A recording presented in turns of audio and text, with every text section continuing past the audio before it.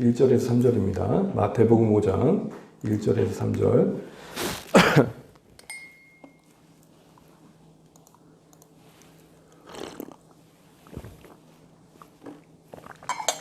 마태복음 5장 1절에서 3절 같이 함께 읽도록 하겠습니다. 예수께서 무리를 보시고 산에 올라가 앉으시니 제자들이 나온지라 입을 열어 가르쳐 이르시되 심령이 가난한 자는 복이 있나니 천국이 그들의 것이며. 아멘. 네, 오늘부터 말씀드린 것처럼 이제 8주간 우리 팔복에 대한 내용을 나눌 텐데요. 진행은 이렇게 말씀을 나누고 그리고 우리 각자 좀 기도하는 시간으로 이렇게 마무리하고 하도록 하겠습니다.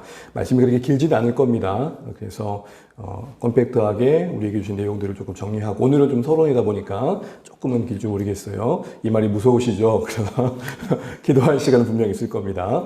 자, 오늘 우리가 먼저 이 말씀을 보면서 좀 생각해야 할 단어가 하나 있는데요. 행복입니다. 행복.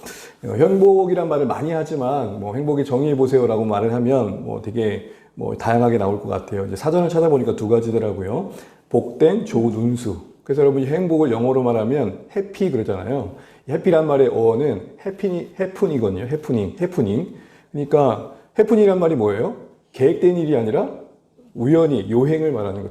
어떻게 갑자기 찾아온 일들, 선물과 같은 일들이죠. 그런 의미에서 해피는 그런 우연의 어떤 결과물로 찾아온 그런 좋은 일들을 말합니다. 또한 각자에게 행복이라고 할 때 가장 중요한 요소는 만족감이죠. 흐뭇함. 내가 기쁘지 않은데 행복하다 할 수 있겠습니까? 간혹 다른 사람들은 즐거운데 나는 쓸쓸할 때가 있잖아요. 그럼 불행한 거죠. 그래서 행복이라는 것은 또 내 안에 어떤 만족과 기쁨, 어떤 흐뭇함, 그런 상태를 이제 크게 보면 이제 행복이라고 얘기를 합니다. 근데 이런 행복에 대한 인간의 추구와 열망하는 것은 진짜 남다르다 생각이 듭니다. 실제적으로 사람마다 또 기준이 다르고 그 찾는 방법이 좀 다양하다는 것들을 보게 돼요. 여러분 주변에 가까운 사람만 봐도, 아니 부부끼리도 행복론이 다르잖아요. 자녀를 두고도 행복의 가치가 다르고, 나는 우리 애가 건강하기만 한데 하는 아빠도 있지만 그걸로 만족하지 않는 엄마도 있죠. 어쨌든 서로 간에 행복의 차이가 있습니다. 하나의 이야기를 해보자면, 중국이 명절이 되면은 이 복자를 붙인대요. 우리가 여러 가지 우리도 부적 같은 거 붙이는 것처럼. 근데 보면 여러분 유심히 보면 알겠지만 복자를 어떻게 붙이죠? 거꾸로 붙여요. 왜 그럴까요? 복이 쏟아져 들어오라고. 예, 그냥 복자를 정상적으로 두면 안 되고 복이 쏟아져 들어오라고. 사실 이제 그런 의미도 있지만 그 유래가 된 건 이런 거랍니다. 이제 복이 오다, 도착하다는 단어가 중국말로 따오래요, 따오. 근데 거꾸로란 말도 따오래요. 그러니까 한자는 다른데 의미 같은 거죠. 그러니까 동음이라는 단어에 이제 재치 있는 언어 플레이를 해가지고 거꾸로 붙였다는 말을 어떻게 받아들인 거예요? 복이 이제 여기쪽으로 들어오라 라는 식으로 이야기를 한다고 합니다. 어쨌든 이런 식으로 다양하게 우리는 복에 대한 어쨌든 기대감을 가지고 복을 추구합니다. 문제는 뭐냐? 기대만큼 실망도 크다는 거고, 사실은 그 행복이라는 것도 유효기간이 그리 길지 않더라라는 것이죠.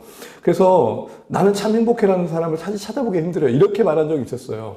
행복했었죠. 이렇게 좋았었죠. 그렇게 좀 많은 이런 얘기를 하는 걸 봤지만, 지금도 나는 너무 행복해요 라고 말하는 사람들 사실 쉽게 찾아보기는 어려웠던 것 같습니다. 한 얘기를 들자면, 여러분 소명이라는 책은 너무 유명해가지고 지금도 몇 번 수정되고 인쇄되고 있잖아요. 이 책의 1장에 보게 되면은 이제 서론을 열면서 한 사업가 이야기가 소개되는데, 그가 그렇게 고백을 해요. 나는 사업에는 성공했는지 모르지만 인생에는 낙제한 자다. 그러면서 나도 내 전 재산을 들여서라도 내가 무엇 때문에 존재하는지 좀 알고 싶다. 이런 이야기를 이제 하면서 글을 써가는 내용들이 나오거든요. 여러분 이런 고백을 하고 있는 사업가, 여러분 이해가 되십니까? 참 우리가 볼 때 저 정도의 포지션이면, 위치면 참 부러울 만한데 그 스스로는 되게 우울하는 거죠. 왜 그럴까요? 왜 인간은 가져도 끝이 없으며 저만 하면 될 텐데 왜 이렇게도 허덕일까요? 그건 인간의 존재와 무관하지 않습니다. 인간은 육체만 있지 않고 보여주는 껍데기만 있지 않고 영혼이 있기 때문입니다. 우리에게 영혼이 있다는 것은 우리가 누구로부터 말미암았기 때문입니까? 하나님께로 말미암은 거죠. 그래서 여러분 우리는 하나님 우리를 지으실 때 그 장면을 잘 알고 있습니다. 흙으로 아담을 지으신 뒤에 거기에 뭘 부여하시죠? 호흡을. 하나님 호흡 부여하실 때 가글을 하셨을 것 같아요. 그렇죠? 개운하게 하시려면. 또 호흡을 부여하셔서 생기를 부여하시고 그게 생명이 되어서 사람이 되죠. 이 말은 인간은 이 두 가지 요소가 조화를 이루지 않으면 사실은 행복할 수 없다는 겁니다. 육체의 필요를 무시하자는 게 아닙니다. 아무리 육체의 필요가 채워지다 하더라도 영혼의 필요가 채워지지 않으면 행복할 수 없다는 거고, 또한 그것이 채워졌다는 것은 하나님 보실 때에 참 좋은 상태에 있다는 것이고, 그 말은 성경에서도 그렇게 표현되었습니다. 보시기 심히 좋았다. 그 말의 신학적 의미는 우리가 목적한 대로 살아가고 있으며 그것에 대해 우리 각자가 만족하는, 어떻게 보면은 하나님이 지으신 대로 살아가는 삶에 일치된 가치가 형성되어지고 그게 실제적으로 경험되어지는, 그게 진짜 행복이라고 지금 이야기하고자 하는 것이죠. 결국 이게 행복이라는 게 어떤 소유의 문제가 아니라 인간은 누구냐라는 이 근본적인 존재론적 문제에 맞닿아 있다는 것을 우리는 알게 됩니다. 이렇게도 표현할 수 있는 거죠. 우리 빨간 글씨 한번 같이 한번 읽어볼까요? 시작. 참된 행복은 소유, 지위에 있지 않고 어떤 사람이 되느냐에 달려있다고 볼 수 있다는 거죠. 내가 어떤 사람이 되느냐. 이 어떤 사람이라는 것은 내가 누구냐에 대한 답을 찾는 거고, 결국 그것은 존재에 대한 근원적인 질문에 답을 찾는 것이고, 그게 행복의 중요한 시작이라는 것입니다. 그리고 우리 그 답은 우리가 알고 있는 것처럼 누가 알고 계십니까? 바로 우리를 지으신 창조주 하나님께서 그 답을 알고 계시다는 것을 우리가 고백하는 것이죠. 이런 의미에서 이제 우리가 하나님께서 우리의 구원자신 그리스도를 통해서 말씀하시는 이 행복론, 예수님이 강의하시는 이 행복론에 대해서 우리가 조금 주목할 필요가 있는 것입니다. 우리를 너무나도 아시는 하나님께서 말씀하신 행복의 내용이고 방향이니까요. 자, 이런 것을 이제 소론을 하고 오늘부터 이제 팔복을 시작할 텐데, 일단 팔복이라는 개념을 조금 다질 필요가 있습니다. 여러분, 팔복 그러면 8가지 복을 말하잖아요. 뭐 해석에 따라서 7가지 복이라고 해석한 적이 있지만 우리는 팔복이라고 이제 이해를 합니다. 조금 이해를 이렇게 영어를 좀 쓰자면, 영어로 보면 be attitude라는 단어예요. 이거는 뭐와 뭐가 더해준 거냐면 be라는 단어와 attitude라는 단어가 정해집니다. attitude라는 태도를 말합니다. 그러니까 이걸 풀어보면은 이 팔복이란 말은 결국 어떤 걸 말하냐면 어떤 태도를 갖춘 사람이 되는 거예요. 그러니까 내용으로 보면은 팔복이 말하는 것은 어떤 소유가 아니라 존재와 인격의 변화를 말하는 겁니다. 어떻게 변화되는 거 말할까요? 하나님이 디자인하신 대로 변화되는 겁니다. 나를 찾기 전까지는, 내가 하나님 디자인하신 성향과 성품과 인격을 갖추기 전까지는 사실은 진짜 행복을 누릴 수 없다라는 게 지금 팔복의 중요한 방향성을 얘기하고 있는 것입니다. 그러므로 진정한 복이라는 것은 예수님의 진리 안에서 내가 누구인지 그 소위 정체성을 깨닫고 그렇게 깨달은 나로서 살아가는 삶을 실제적으로 살아가며 누리는 만족에 있다라고 할 수 있는 것이죠. 우리가 생각했던 것과 너무 다르죠. 우리가 생각했던 복과는 너무 달라요. 하나님은 내가 바뀌어야 행복하다시 얘기를 하고 계시는 거예요. 쉽게 말하면. 여러분, 이게 동의가 되십니까? 내가 달라져야만 행복할 수 있다는 거. 내가 하나님을 닮을수록 이 세상 속에서 하나님의 성품에 다가갈수록 내가 자유롭게 되고 참된 기쁨을 누릴 수 있다, 이 얘기를 하는 것입니다. 한 예를 좀 들어보죠. 여러분, 우리가 보통 시기, 질투 이야기를 하잖아요. 제가 정말 노래를 잘 부르는 사람한테 시기감을 느낄까요? 예, 절대 그렇지 않습니다. 나와는 전혀 다른 영역의 사람이니까. 제가 장동건 보고 시기를 느낄까요? 전혀 그렇지 않습니다. 저와 영역이 다른 사람입니다. 천상계, 그죠? 저는 지상계. 누구에게 느낄까요?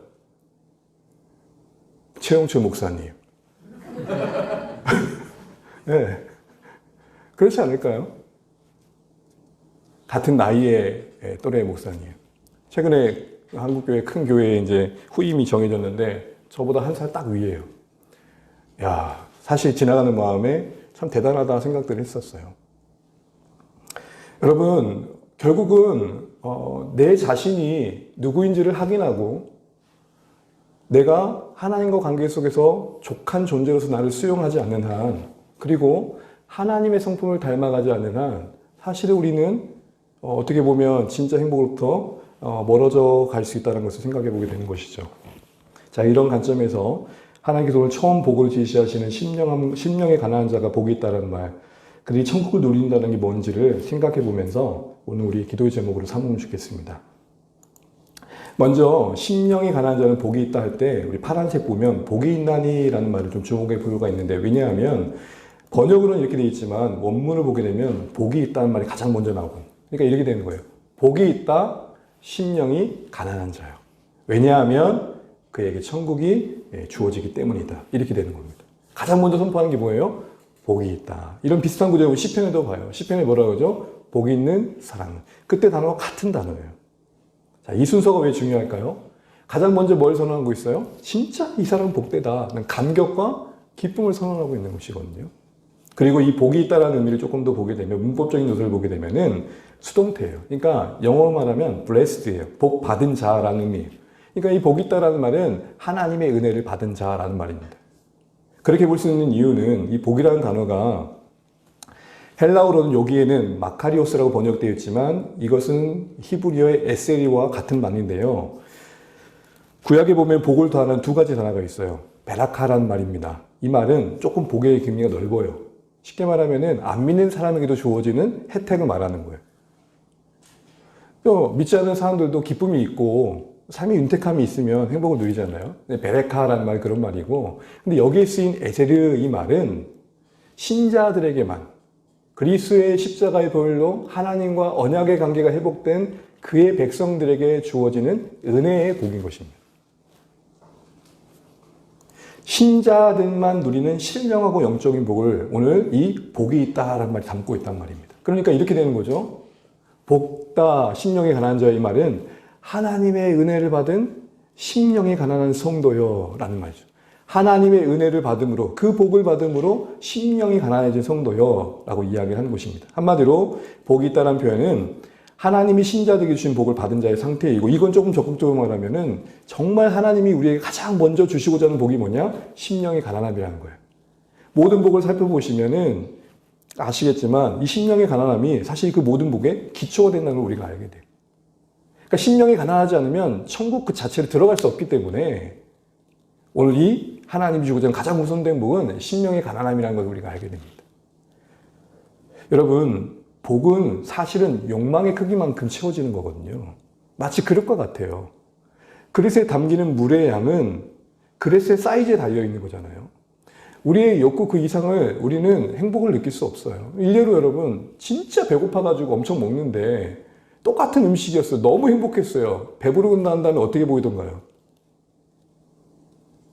여러분 많이 배고프신가 봐요. 배부르신 목경을 보셨어요? 정말 뭐 이렇게 너무 배고플 때 뭔가 이렇게 럭셔리한 뷔페집 같은 데 가면 어떠시죠? 와, 내가 오늘 이거 다 먹어버리겠다. 근데 어떻게 해요? 정작 다 드세요? 한 40분 지난 다음에 다들 어떻게 하시죠? 아이고야, 나 죽겠다. 무슨 말이에요? 원하는 욕구만큼 채워지는 게 행복이란 말입니다. 그런데 여러분, 심령이 가난한 건 뭐예요? 모든 욕구는 내 존재 안에 머물어요. 그러니까 내 존재를 채울 수 없어요. 그런데 심령이 가난하면 내 존재 자체가 포기된 거예요. 그러니 내 존재를 넘는 필요에 의해 채워주는 복인 거예요. 그림이 이해가 되십니까? 그냥 내 포켓에 하나 정도 채우는 게 아니라 내 존재 자체가 그릇이 돼버리는 거예요. 그게 심령의 가난함이에요. 그러니 채워지는 것은 더 크겠죠. 자, 그걸 염두하고 의미들을 좀 살펴보면, 심령이 가난할 때 이 가난한 의미는 뭐냐면 절대적인 가난을 말합니다. 헬라어로 가난을 두 가지 단어로 말하는데요.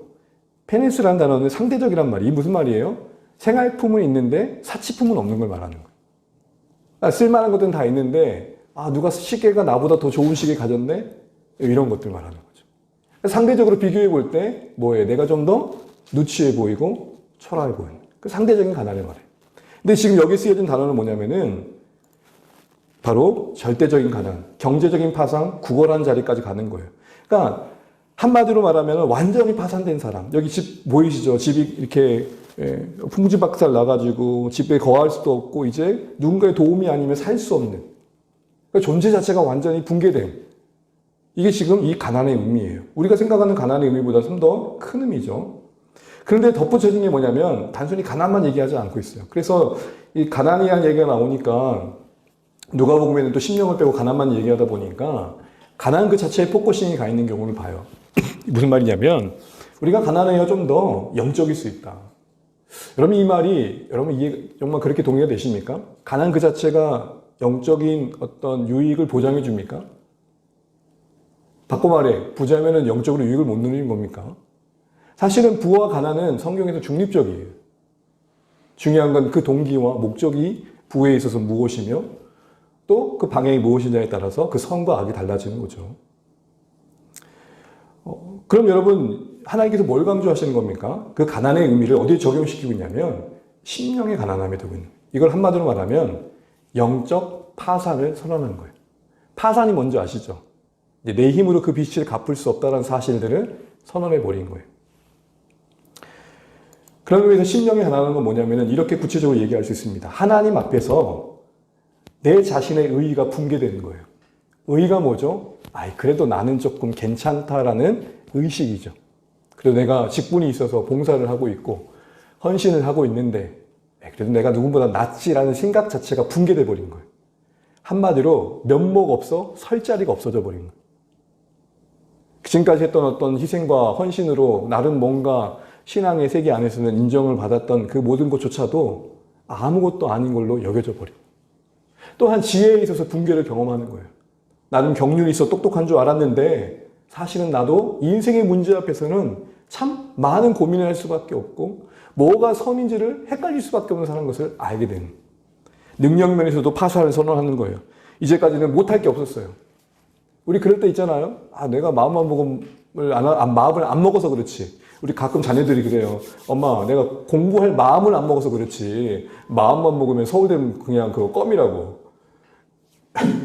우리 하준 얘기 아닙니다. 그냥 이제 보편적인 얘기를 하는 거예요. 보통은 이렇게 마음 먹지 않음에 대해서 이야기를 한다고요.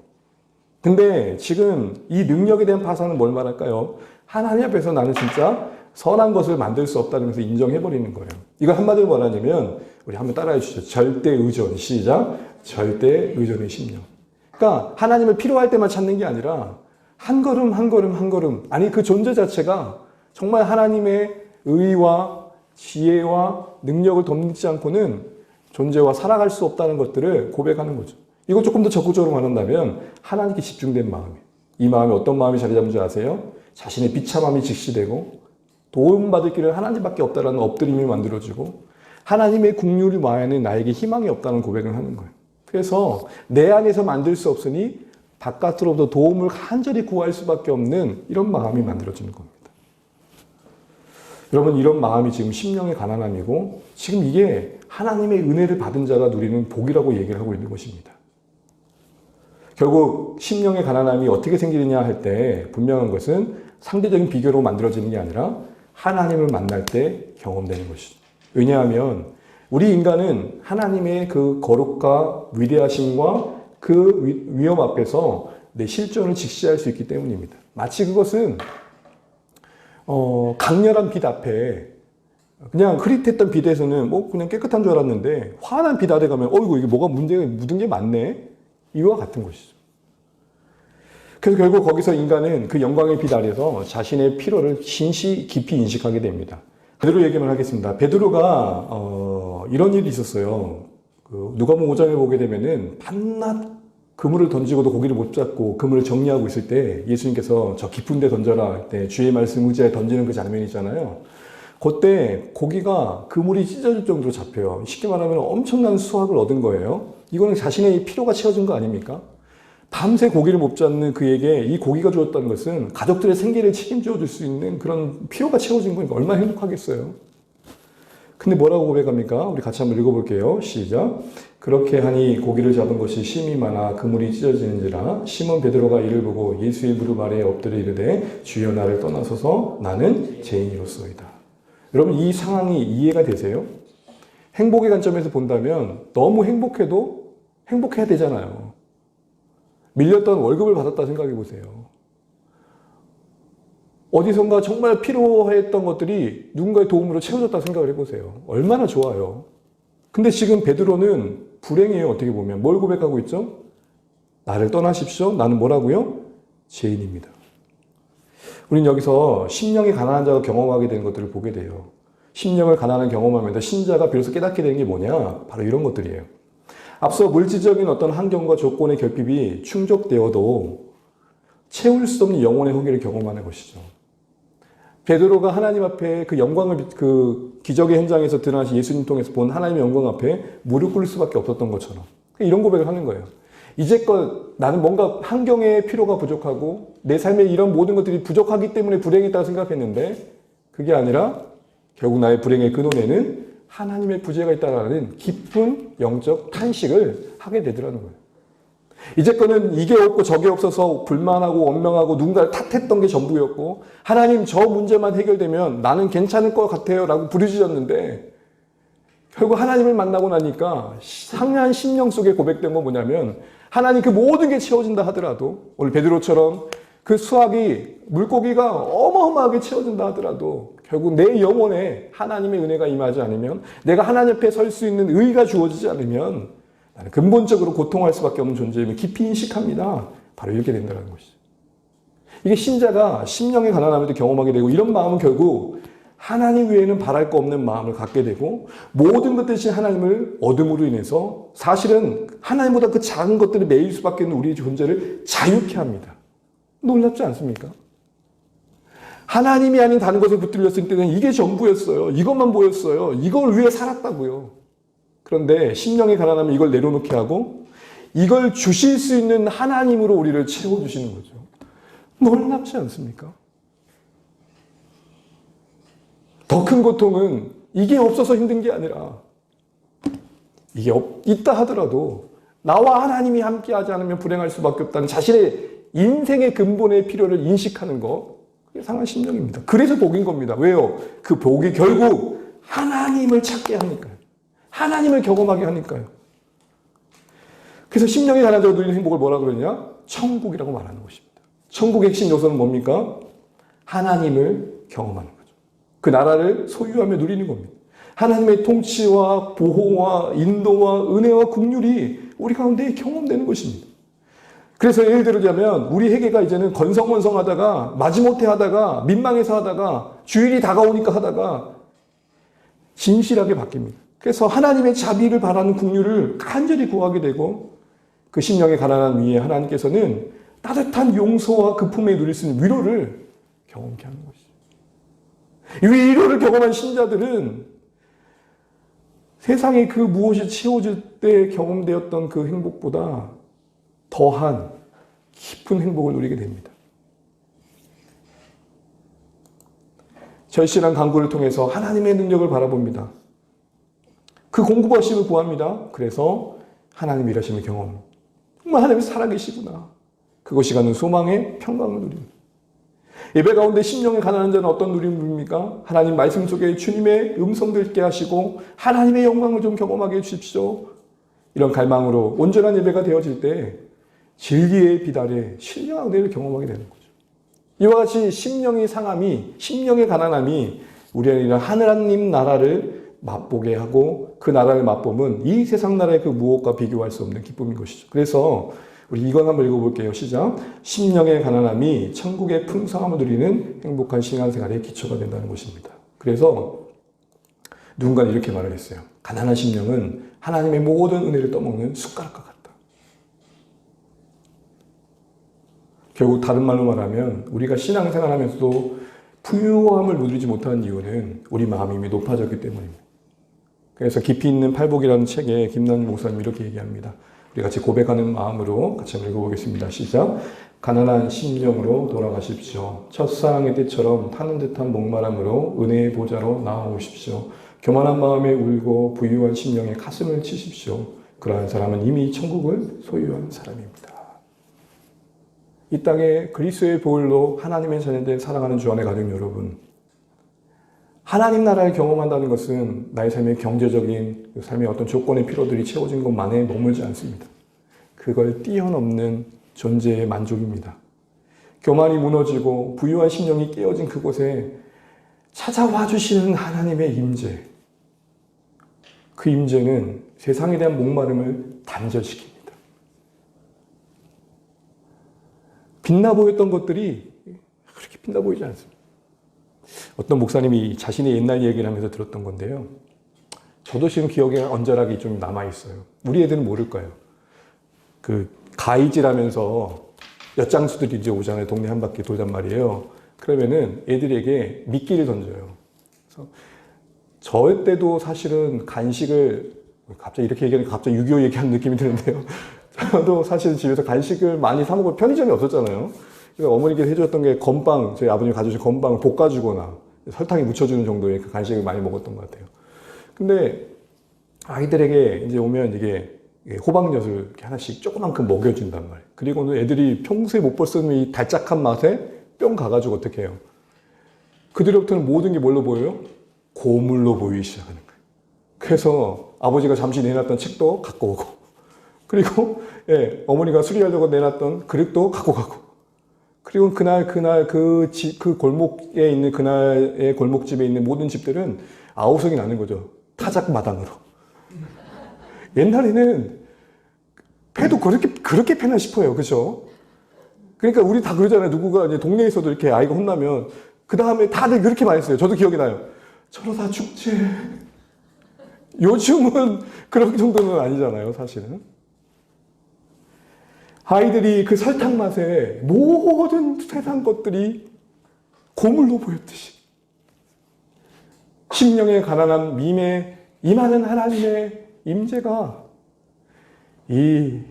우리에게 행복이라고 속이며 찾아오는 행복이라고 하는 세상 것들을 고물로, 바울이 그렇게 말하잖아요. 내가 그리스도를 하는 것이 가장 존귀하기에 내 모든 걸 뭐라고 여겨요?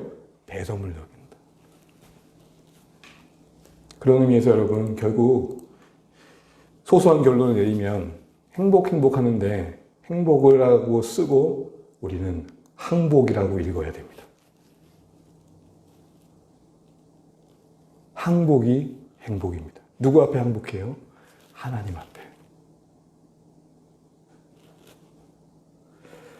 우리가 서두에 읽었던, 그러기에 이제 하나님 앞에 항복하는 이 신자에게 주시는 이 은혜를 우리가 누리기 위해선 결국 말씀의 산으로, 팔복의 산으로 올라가야 될 것입니다. 그 은혜의 빛 아래서 우리는 그 하나님을 만나기 때문이죠. 그래서 오늘 마태복음의 5장의 팔복의 시작도 이렇게 시작하죠.